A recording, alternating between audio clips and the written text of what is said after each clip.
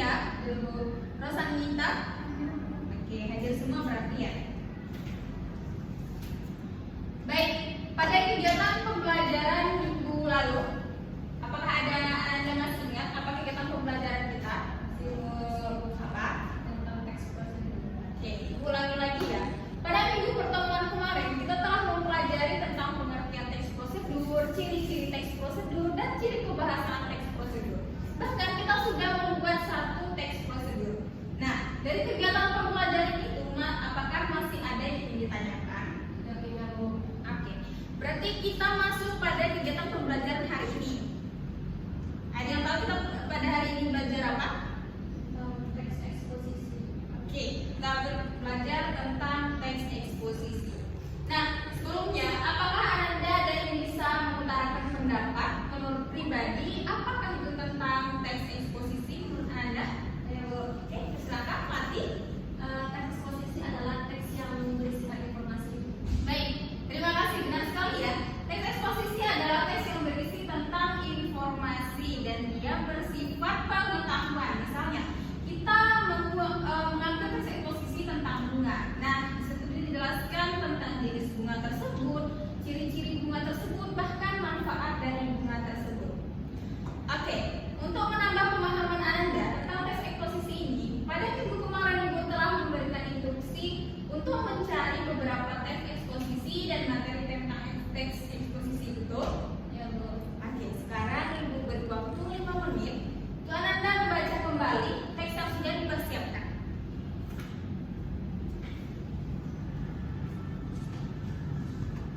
Coba lihat tugasnya. Oke, buat semua ya. Oke, tinggal menit lagi. Dipahami dengan benar karena nanti kita akan mengulik tentang teks ini dengan baik dan benar. Sudah? Oke, sudah ya. Nah, sebelum memulai kegiatan pembelajaran, masuk pada inti materi, Ibu akan terlebih dahulu menjelaskan tujuan kegiatan pembelajaran kita. Di mana tujuan kegiatan pembelajaran kita pada hari ini ialah mengetahui tentang pengertian teks eksposisi, ciri-ciri teks eksposisi, struktur dari teks eksposisi, dan kaidah pembahasan dari teks eksposisi. Dan nantinya Anda diharapkan sudah mampu menulis teks eksposisi dengan baik dan benar sesuai dengan kaidah dan struktur dari teks eksposisi. Nah, sebelumnya, siapa yang dapat mengutarakan apa itu pengertian dari teks eksposisi? Ya, Bu. Oke, silakan melatih lagi. Ya, yang tadi Bu, teks eksposisi adalah teks yang berisikan informasi dan ilmu tentang pengetahuan. Oke, benar sekali ya. Teks eksposisi adalah sebuah bentuk teks atau tulisan yang memuat tentang informasi maupun pengetahuan. Secara umum, teks eksposisi sendiri memiliki tujuan untuk memberikan penjelasan atau uraian mengenai suatu ide, pokok pikiran, pendapat, informasi maupun pengetahuan kepada pembaca tanpa bermaksud mempengaruhi. Hal ini yang membuat tujuan teks eksposisi adalah memberitahukan informasi atau pengetahuan berdasarkan fakta sesuai dengan sudut pandang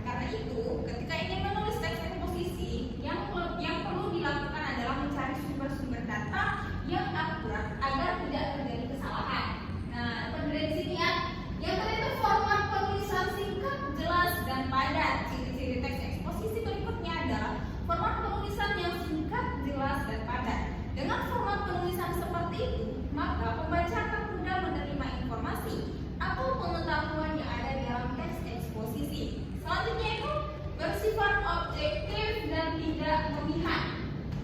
Nah, maksudnya di sini adalah tes eksposisi harus bersifat objektif dan tidak memihak kepada salah satu pihak atau beberapa kepentingan saja. Jadi, bagi seorang penulis, tes eksposisi harus bisa memastikan kalau setiap penulis tes eksposisi berdasarkan fakta. Selanjutnya yaitu struktur dari teks eksposisi. Oke, silakan Mas Adita.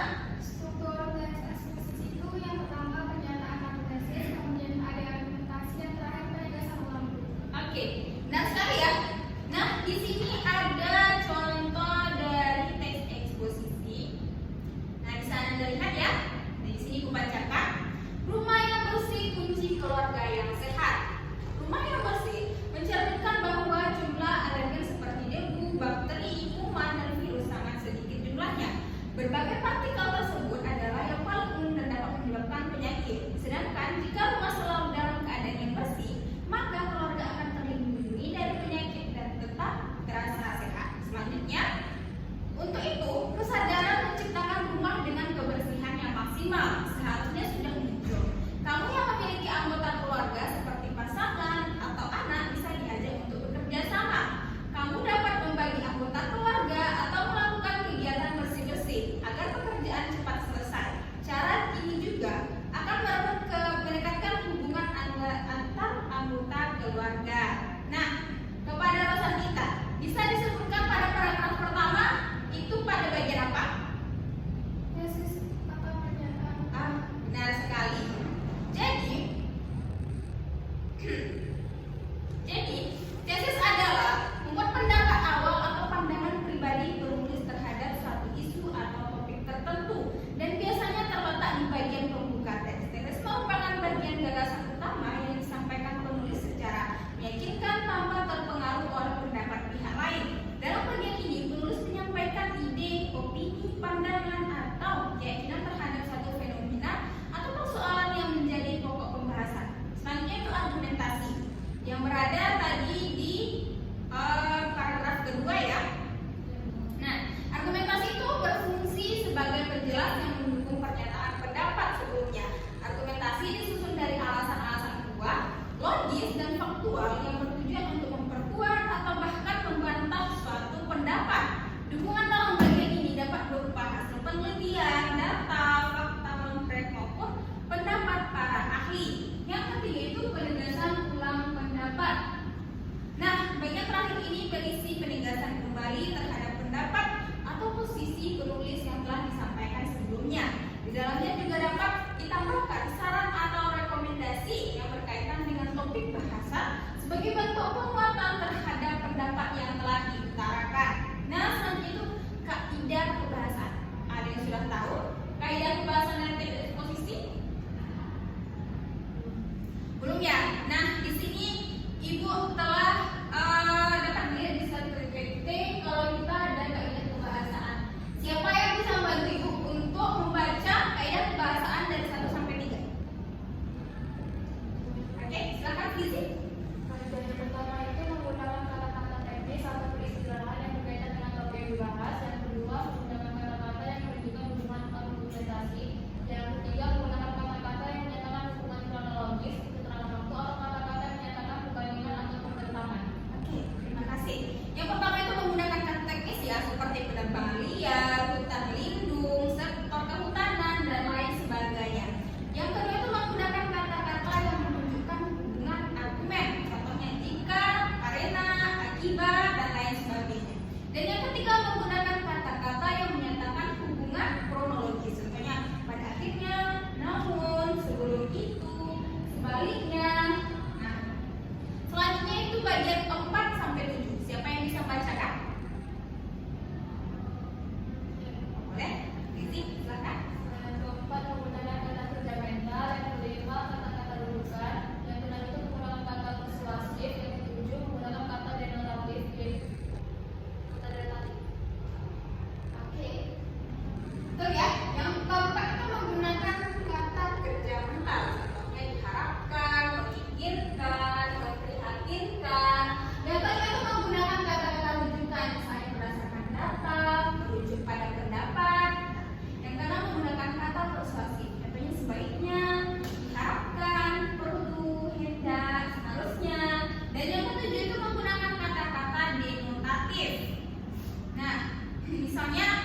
makna sebenarnya dan menjadi perubahan atau penambahan dari makna. Tetapi itu adalah suatu penambahan dari makna kalimat.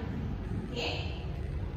Nah, dari pembahasan yang kita bahas tadi tentang pengertian, ciri-ciri, struktur kaidah, apakah ada yang ingin Anda tanyakan?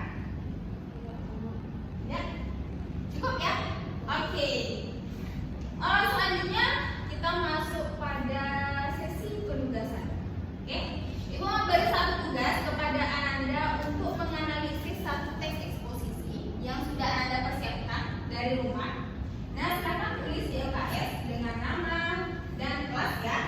Nah, di situ dari teks eksposisi yang Ananda telah persiapkan, silakan Ananda tandai mana yang bagian tesis, argumen, dan penjelasan ulang serta cari satu ciri-ciri kebahasaan dari teks tersebut. Ibu beri waktu 10 menit. Oke, cukup? Cukup ya? Oke. Melati tidak membawa pena. Tidak bawa pulpen. Nih. Ibu beri 10 menit.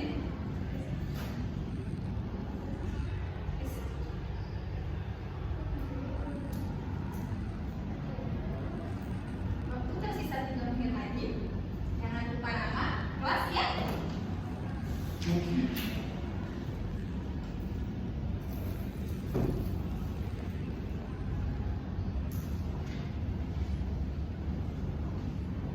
Apa ada kesulitan?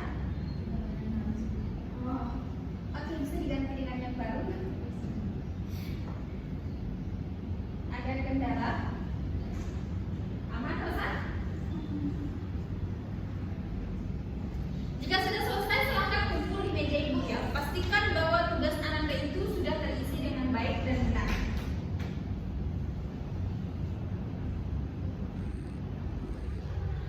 Waktu tinggal 2 menit lagi.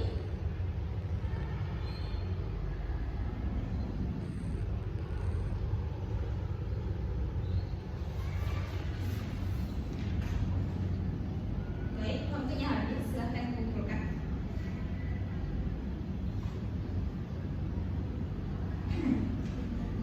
Oke.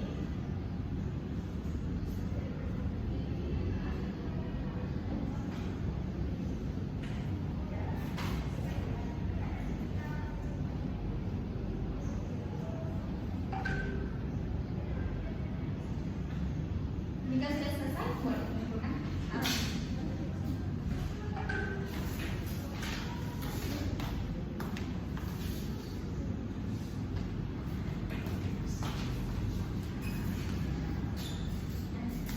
Baik, terima kasih.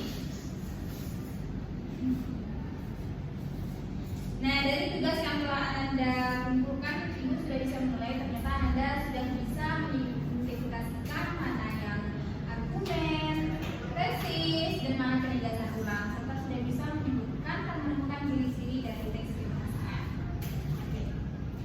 Nah, dapat Ibu simpulkan bahwa pada kegiatan pembelajaran kita pada hari ini kita telah mempelajari tentang pengertian dari teks eksposisi, yaitu teks eksposisi adalah suatu bentuk tulisan yang memiliki tentang informasi maupun pengetahuan. Selanjutnya ada 5 dari ciri-ciri teks eksposisi, ada 3 struktur teks eksposisi, yaitu pernyataan pendapat atau tesis, argumentasi, dan penegasan ulang pendapat, dan ada kaidah kebahasaan teks eksposisi. Di sini kaidahnya ada 7, dan contoh dari teks eksposisi sudah Ibu paparkan kepada kalian. Nah, dari pembelajaran kita dari awal hingga akhir, apakah ada yang ingin Anda tanyakan? Ya, oke. Kita lanjut pada sesi penugasan. Oke. Nah, sekarang Ibu tugaskan Ananda untuk membuat satu teks eksposisi. Boleh? Satu teks eksposisi tentang teks, materi teksnya boleh terserah ya. Tentang teks apa aja Bu? Boleh. Mau teks tentang lingkungan, bahaya asap rokok, terserah ya. Yang penting temanya tidak boleh sama, dan itu ditulis di kertas label folio, dikumpulkan minggu depan. Ada yang ingin ditanyakan terkait penugasan? Oke. Oh, tidak ada minimal. Itu diserahkan kepada Ananda. Yang penting membuat tugas. Oke. Itu saja. Ada lagi yang ingin ditanyakan? Kita akan segera pulang Melati. Sabar ya Melati. Baik, mungkin itu saja kegiatan pembelajaran kita pada hari ini. Kita ucapkan hamdalah.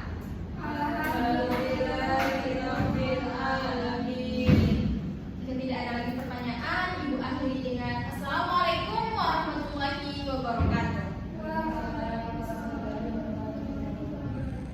Sampai jumpa di pertemuan selanjutnya. Jangan lupa kerjakan tugas Ananda. Jika Ibu terlambat datang minggu depan, silakan kumpulkan di meja ini. Terima kasih.